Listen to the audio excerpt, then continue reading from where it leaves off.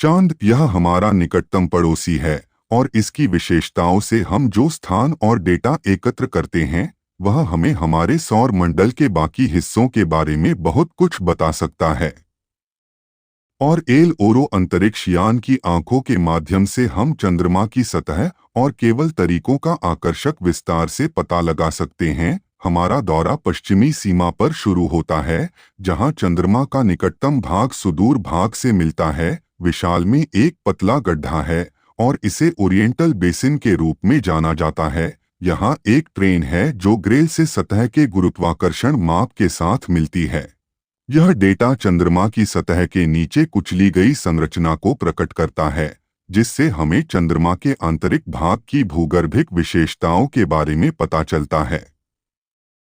हमारे अगले स्थान पर बहुत कम सीधी धूप मिलती है और सौर मंडल में सबसे ठंडा तापमान दर्ज किया गया है। दक्षिण ध्रुव हाईलाइट किया गया स्थान दैवीय या उपकरण से तापमान रीडिंग के आधार पर संभावित जल बर्फ को दर्शाता है और उसके लेजर अल्टीमीटर लोला से परिलक्षित होता है। लोला हमारे लिए यह डिजिटल एलिवेशन मॉडल लाकर हमें गड्ढे के अंधेरे में झांकने की अनुमति भी देता है।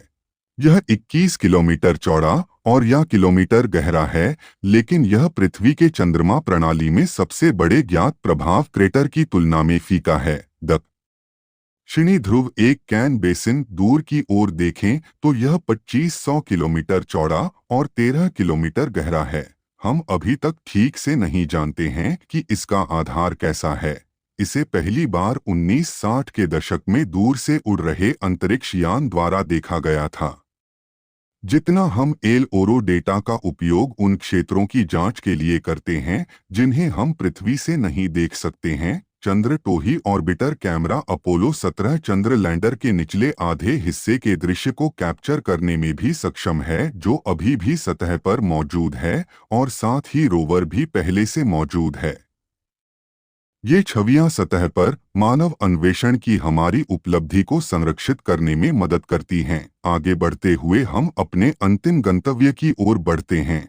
इस स्थान में ऐसे क्षेत्र शामिल हैं जो अस्तित्व में हैं और छाया भी है जो लगभग निरंतर प्रकाश में रहते हैं।